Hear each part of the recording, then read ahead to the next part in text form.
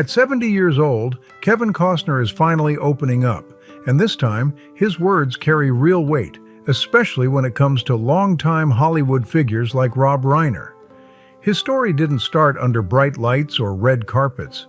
It started far away from Hollywood's shine, in a working-class home where discipline, grit, and humility were non-negotiable. And please hit the subscribe button. It costs you nothing, but it means a lot to me.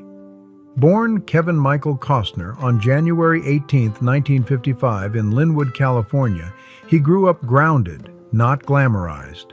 His father, William Costner, worked first as an electrician and later as an executive for Southern California Edison, while his mother, Sharon Ray, stayed home, quietly encouraging his love for music and performance. Life wasn't flashy, but it was stable, and that balance shaped the calm intensity Costner would later bring to the screen. Frequent family moves across California forced young Kevin to adapt fast. New schools, new faces, new challenges, all of it built a quiet toughness that stuck with him for life. Those early lessons in resilience would later show up in the steady, no-nonsense characters he became famous for playing. Costner attended California State University, Fullerton, earning a degree in marketing and finance. At that point, acting felt more like a far-off fantasy than a real plan. But fate stepped in during a flight home from England when he crossed paths with actor Richard Burton. Burton's words hit hard, encouraging him to chase acting seriously, and that moment lit a fire Costner couldn't ignore. With determination and zero shortcuts, he enrolled in acting classes, worked odd jobs, and started auditioning non-stop. Rejection came often, and early Hollywood didn't roll out the welcome mat. His first major film appearance in The Big Chill saw his scenes cut entirely, a brutal letdown that could have ended the dream right there. Instead of quitting, Costner doubled down. Those setbacks sharpened his focus and thickened his skin.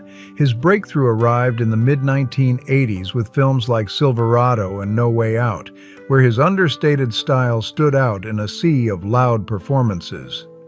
Then came the turning point. The Untouchables launched him straight into the spotlight as he portrayed lawman Elliot Ness with controlled intensity and moral backbone. Audiences connected instantly with his calm authority at a time when Hollywood leaned toward over-the-top heroes. By the late 80s and early 90s, Costner was unstoppable. Bull Durham and Field of Dreams turned him into the face of America's love affair with baseball. He played flawed, searching men chasing meaning, redemption, and connection, and it hit home hard.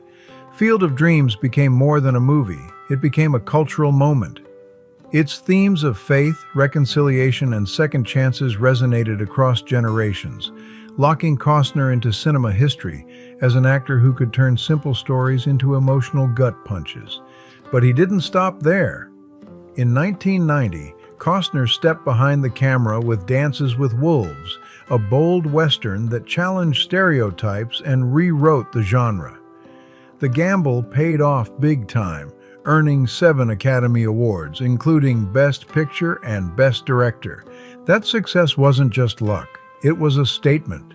It proved Costner wasn't just a movie star, but a filmmaker with vision, respect for history, and the courage to take risks. Throughout the 1990s, he kept pushing boundaries with films like Robin Hood, Prince of Thieves, JFK, The Bodyguard, and Wyatt Earp. The Bodyguard exploded globally, pairing him with Whitney Houston in one of the decade's most iconic romances. Even when critics pushed back, Costner stayed true to himself, choosing passion projects over safe bets. That mindset brought ups and downs, especially in the late 90s and early 2000s, when box office disappointments tested his place in Hollywood. Still, he never vanished. Films like 13 Days and Open Range reminded audiences why his quiet strength mattered, rebuilding respect piece by piece. Then came the comeback nobody could ignore. His role as John Dutton in Yellowstone introduced him to a whole new generation and locked in his legacy as a modern television powerhouse. And now, at 70, Kevin Costner isn't just reflecting on a career, he's finally speaking his truth, with the kind of clarity that only comes from surviving Hollywood's highs, lows, and everything in between. As the head of the Dutton family, Kevin Costner delivered pure gravitas on screen. His portrayal brought moral tension, emotional depth, and real authority, proving his presence still hits just as hard as ever. The role didn't just revive his career, it locked in his status as a screen anchor who can carry massive stories without forcing a single moment. The success of Yellowstone reminded audiences why Costner lasts. He doesn't overplay power, he lets it simmer. That calm dominance mixed with inner conflict showed that age didn't slow him down, it sharpened him. Beyond acting and directing, Costner tapped into another side of his creativity: music. As the frontman of Kevin Costner and Modern West, he stepped on stage with the same honesty he brings to film. His songs lean into love, loss, reflection, and the wide-open American landscape, sounding more like lived experience than performance. That same mindset flows into his real-world values. Costner has consistently supported environmental causes, historical preservation, and humanitarian efforts, echoing the respect for land and responsibility that define many of his most iconic characters. It's not a brand move, it's personal. While his career climbed, his personal life unfolded just as publicly. Costner's first major love story began in 1975, long before fame, when he fell for college classmate Cindy Silva. Their relationship was built on shared dreams, struggle, and sticking it out when success felt distant. After 3 years together, they married, beginning a 16-year chapter that rose alongside his Hollywood breakthrough. Together, they built a family, welcoming 2 daughters in 1984 and 1986, followed by a son in 1988. During those years, Costner balanced exploding fame with real-life responsibilities at home. But fame comes with pressure. Long shoots, constant travel, and public scrutiny wore things down over time.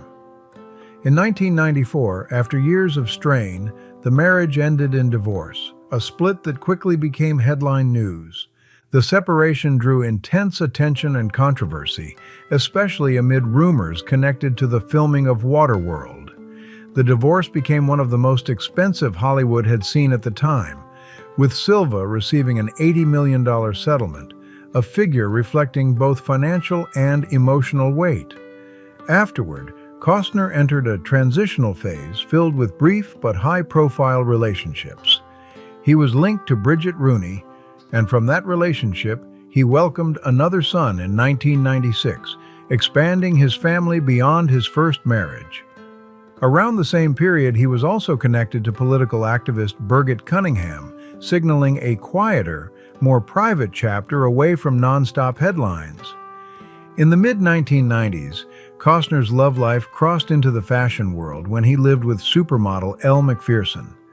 The relationship pulled major media attention, but stability didn't arrive until the early 2000s. That's when he met Christine Baumgartner, a model and handbag designer significantly younger than him.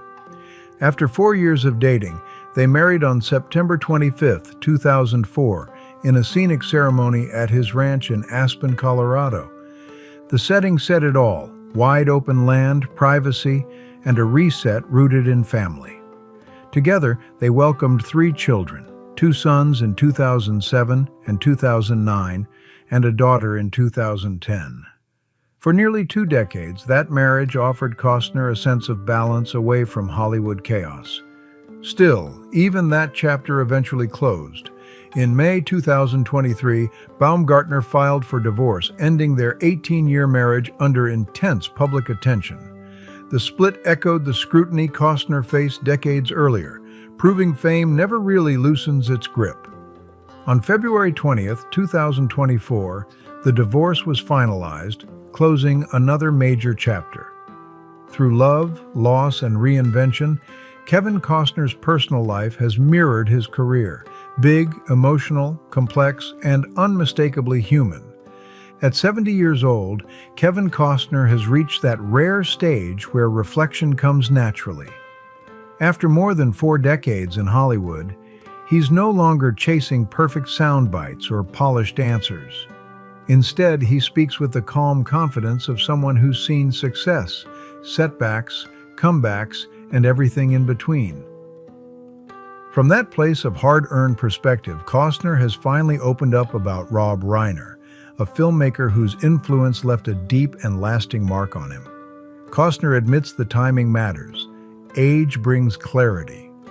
You get to a certain age, he says, and you stop worrying about saying the perfect thing. You start worrying about saying the honest thing. For Costner, honesty means giving credit where it's earned. He explains that Rob Reiner was one of those rare people who quietly showed him what respect for the craft really looks like. Looking back now, Costner's admiration is clear and unfiltered. Rob had this incredible ability to balance heart and intelligence, he says. He never talked down to the audience, and he never underestimated them either. Costner points out that Reiner's films were rooted in emotional truth, but guided by discipline and structure. That mix, he says, is way rarer than people realize. A lot of directors have vision, Costner explains, but not everyone knows how to guide people toward that vision without crushing their spirit. According to him, Rob did exactly that, every time. He also highlights Reiner's reputation on set in an industry often driven by ego and chaos. Rob stood out because of his steadiness, Costner says.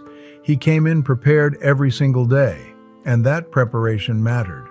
When a director is prepared, everyone feels safe, Costner adds. You feel like your work matters. That environment made all the difference, and Kevin Costner doesn't hesitate to say it. He explains that Rob Reiner created a space where actors could actually breathe, experiment, and take real chances without worrying about being embarrassed or shut down. He listened, Costner says plainly. That sounds small, but it's everything. In an industry where voices often get drowned out, that level of respect builds trust fast, and trust is what keeps careers alive. As Costner reflects even deeper, he ties Reiner's approach to a bigger truth about survival in Hollywood.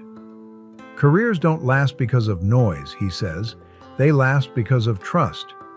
According to Costner, Reiner earned that trust the hard way, not through ego or hype, but through consistency, fairness, and decency.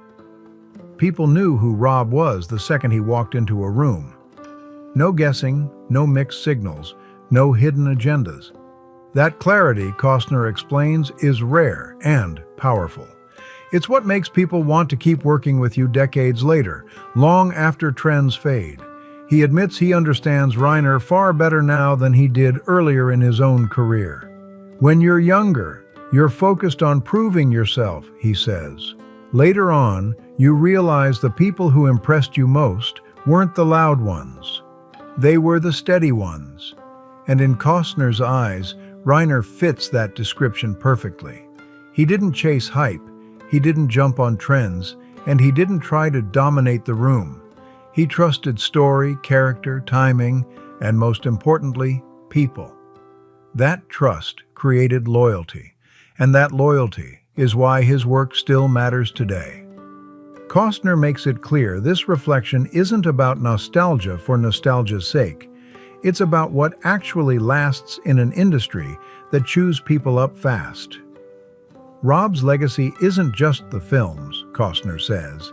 It's how he treated people while making them. That kind of reputation doesn't fade, it sticks. At this stage of his life, Costner says that lesson means more than box office numbers or awards ever could. When the lights go down and the years go by, he adds, what you remember is how you were treated and who treated you right. That truth hits harder with time. By finally speaking up about Rob Reiner, Kevin Costner isn't just giving praise. He's offering perspective shaped by decades of experience, pressure, wins, and losses. At 70, Costner isn't just looking back, he's drawing a sharp line between real success and empty flash. The conversation naturally turns to legacy, and Costner doesn't sugarcoat it. Reiner proved you didn't have to be flashy to be great. You could build work that lasts, work people return to years later and still feel something from.